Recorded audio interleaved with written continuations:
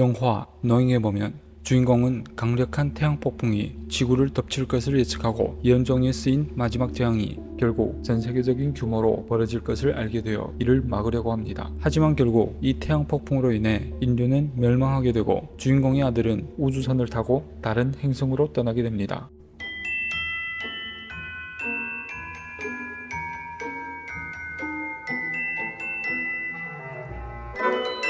영화 속에 등장한 태양 폭풍은 슈퍼플레어와 동반된 거대한 코로나 질량 방출의 영향으로 지구 자기권에서 지자기 폭풍이 일어나 생기는 재난인데, 이 태양 폭풍을 알기 전에 태양에 대해 간단히 설명하자면, 태양은 거대한 고열 원자로로서 지속적으로 핵융합을 통해 에너지를 생성해내고 시시각각 외부에 그 에너지를 발산합니다. 태양이 1초에 생성해내는 에너지는 70억 인류가 100만 년 동안 사용할 수 있는 에너지입니다. 이 거대한 원자로의 수백만 도 고온하에 태양을 구성하는 수소와 헬륨은 플라즈마 형태로 변했고, 맹렬한 폭발로 치명적인 태양 복사 폭풍이 뿜어져 나옵니다.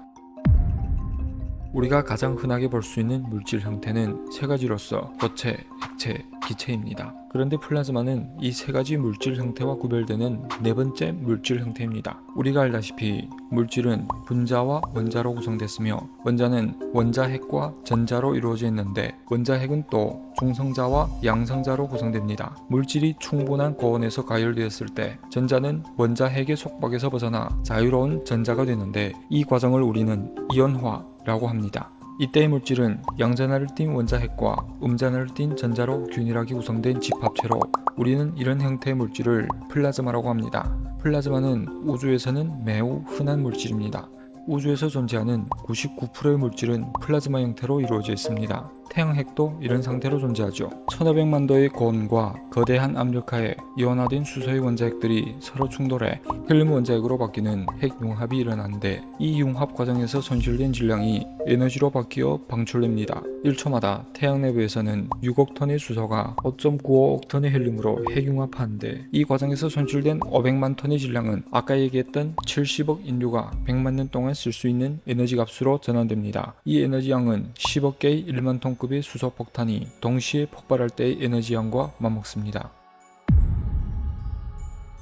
이 에너지가 생성된 데에는 또 다른 힘이 작용하는데 바로 자기력입니다. 지구에도 자기장이 있지만 태양의 자기장에 비하면 매우 단순합니다. 주요하게 북극과 남극으로 나눌 수 있는데, 이는 우리가 지남침으로 방향을 분별할 수 있는 이유이기도 합니다. 하지만 태양의 자기장은 매우 복잡한데, 지구와 달리 태양은 고체가 아닌 플라즈마 기체 형태로 이루어진 탓에 지구처럼 균일하게 자전할 수가 없습니다. 예를 들어 태양의 적도 부근에서는 대략 25일, 지방에서는 34일 동안 자전합니다. 이런 현상을 차등회전이라고 하는데, 이런 자전 주기의 차이로 인해 자기선이 꼬이고 엉키면서 홍위험 현상이나 코로나 루프가 나타나죠. 태양의 자기장은 매우 복잡하게 엉켜있는 고물과도 같은데, 그 중에서도 집중적으로 강하게 엉켜있는 자기장은 태양 내부의 열 에너지가 외부로 전달되는 대류 현상을 지체시킵니다. 때문에 이 부분은 태양의 다른 부위보다 온도가 1000도에서 2000도가량 천천히 떨어지면서 상대적으로 검게 보이는데, 이것을 우리는 태양 흑점이라고 합니다. 이런 태양 흑점은 작게는 지구 하나, 크게는 20개의 지구를 넣을 수 있는 크기로도 형성됩니다. 태양 흑점은 자체적으로 회전하는데, 이는 본래 엉켜있는 자기선을 더욱 뒤틀리게 만들고, 이 혼돈 속에서 축적된 자기 에너지가 결국 폭발하게 되면 전체 태양계에 강력한 위협이 될 수 있는 오늘 우리가 이야기할 태양 폭풍이 발생하게 됩니다. 대부분의 태양 플레이어는 태양 흑점을 동반하는데, 태양 흑점의 자기장이 복잡하게 엉켜 있을수록 그 폭발의 위력이 커집니다. 이 폭발은 대량의 에너지와 물질을 뿜어내는데, 간단하게 태양 전자기파, 고에너지 입자, 플라즈마 구름 세 가지로 분류할 수 있습니다. 하지만 이 세 가지 물질은 속성이 다르므로 지구까지 날아온 속도도 다릅니다. 제일 먼저 지구에 도달하게 되는 것은 전자기파입니다. 전자기파는 빛의 속도로 전파되기에 8분 정도면 지구까지 도달하게 되는데, 전자기 폭풍을 일으켜 위성과 지구의 통신 장비들을 마비시킬 수가 있습니다. 왜냐하면 우리의 무선 통신은 전부 전자기파를 쓰고 있기 때문이죠. 특히 인공위성이 가장 큰 타격을 입게 되는데, 통신 설비가 목통이 되어 지면과의 통신 두절이 길어진다면 궤도를 벗어나 다른 위성과 충돌하는 사고로까지 이어질 수가 있죠. 또한 이로 인한 인공위성 관련 서비스, 예를 들어 비행기, 선박, 자동차의 GPS, 교통관리 시스템의 마비로 이어질 수가 있고 동시에 일론 머스크의 스타링크 프로젝트에도 타격이 가해질 수가 있습니다. 실제로 작년 2월달에 일론 머스크가 발사한 49개의 스타링크 위성 중 40개가 통제를 잃고 추락했습니다. 하지만 이는 전자기파에 의한 통제 상실로 인해 추락한 것이 아니라 지자기 폭풍 때문인데 이따가 자세히 알아보겠습니다. 이렇게 첫 번째 충격파가 지나가고 두 번째 놈이 날아오는데 바로 고에너지 입자입니다.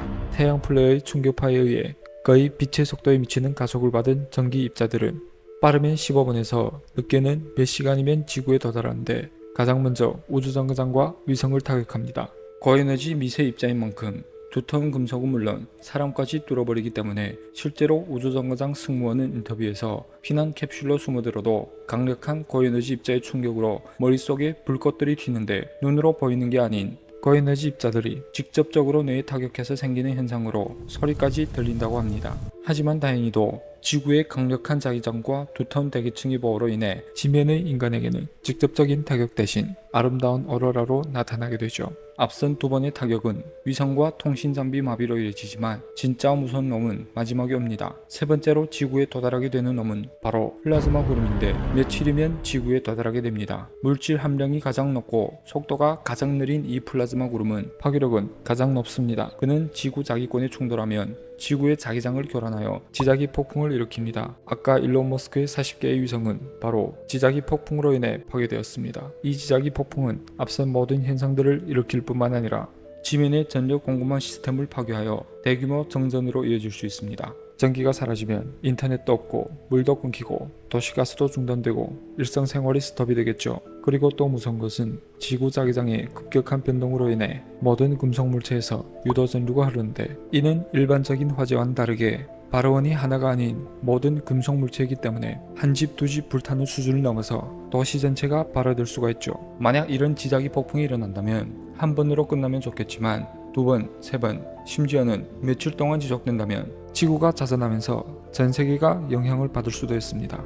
실제로 1859년에 캐링턴 사건이 있었는데 강력한 슈퍼태양 폭풍이 불어닥쳤습니다. 당시 미국과 유럽에서 쓰고 있는 전보 시스템이 마비가 됐고 22.5만 킬로미터에 달하는 전신주가 불에 탔습니다. 1921년에는 3일 동안 태양 폭풍이 일어나 전 세계적으로 화재가 일어났고 또한 1989년에 불어닥친 태양 폭풍으로 캐나다에서는 9시간 동안 정전이 되고 인공위성이 오작동을 일으켰습니다. 하지만 현대사회는 옛날과 다르게 전기와 통신 시스템에 극도로 의존하고 있습니다. 우리 주변에서 전기 없이 작동하는 물건을 찾기가 힘들 정도니까요. 이런 슈퍼 태양 폭풍이 현재의 우리 지구에 직격으로 타격한다면 우리는 과연 버틸 수 있을까요? 태양 폭풍의 강도에 따라서 피해가 다르겠지만 만약 이런 재해가 일어난다면 모든 통신과 전기가 끊기고 119, 112 같은 긴급 구호 전화도 안 통하며 쿠팡 배송도 안 될 것이며 동네 슈퍼와 편의점의 물건은 순식간에 동날 것이고 병원 같은 공공기관들도 마비가 되고 CCTV가 모두 꺼지고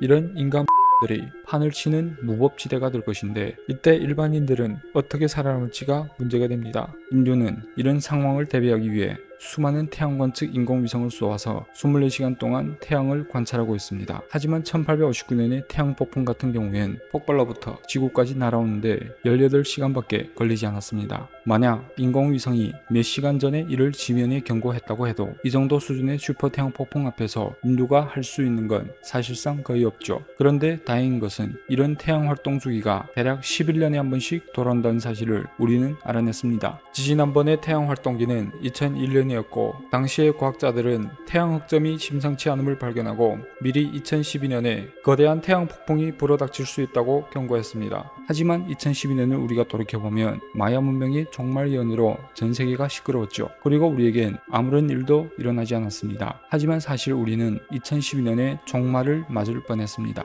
나사에서는 2014년이 돼서야 사실은 2012년 7월 23일 나사의 스테레오 태양 탐사선이 강력한 슈퍼 태양 폭풍이 지구를 비껴간 것을 관측했다고 발표했습니다. 만약 이 폭풍이 지구를 강타했다면 아마 인류 문명은 대혼란을 겪었을 것입니다. 또한 2012년에 나사에서는 태양 주위에서 직경 45만 킬로미터의 목성보다 더 큰 구체가 태양 에너지를 빨아들인 듯한 모습을 관측했는데요. 일각에서는 이 정체불명의 구체가 2012년의 종말을 막아줬다는 의견도 있었지만 나사와 과학자들은 이는 단순한 홍염 현상이라고 설명했습니다. 이런 슈퍼 태양 폭풍이 지구를 강타한다면 무인도에 사는 원주민들은 아무런 영향도 안 받겠지만 전기 위에 쌓여진 현대 문명은 그 타격에 취약할 수밖에 없겠죠. 물론 태양 관측 위성이 미리 태양 폭발을 감지하고 경고를 보내한다면 우리에게는 적어도 몇 시간의 피난 시간은 주어질 것입니다. 충분한 식량과 물만 비축해 놓고 지하로 대피한다면 살아남을 가능성이 크죠. 때문에 태양 폭풍이 인류 문명을 몇 단계 뒤로 후퇴시키고 막대한 경제적 손실과 인명 피해는 가져다 줄 수는 있어도 인류를 멸종시킬 수는 없을 것이라고 봅니다. 또한 이런 슈퍼 태양 폭풍을 막기 위해 지구와 태양 사이에 거대한 방벽을 만들어서 띄우면 인류는 안전할 수가 있겠지만 현재 과학기술로는 만들 수가 없죠. 하지만 우리에게는 하나의 수호신이 존재합니다. 바로 우리의 위성 달이죠.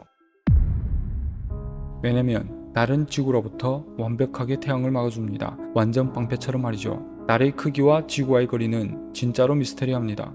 달은 지구의 위성으로서 매우 비정상적으로 클 뿐만 아니라 그 크기와 지구와의 거리가 신기하게 맞아떨어져서 완벽하게 태양을 막아주고 있습니다. 실제로 달은 태양 폭풍뿐만 아니라 운석도 막아주고 지구 자전을 늦추며 생태계에도 막대한 영향을 끼치고 있죠. 때문에 달은 지구에 있어서 수호신과도 같습니다. 하지만 아무리 방패가 든든해도 예측할 수 없는 재앙은 여전히 일어날 수가 있습니다. 이것이 인류가 다행성종으로 거듭나야 되는 이유가 아닐까요?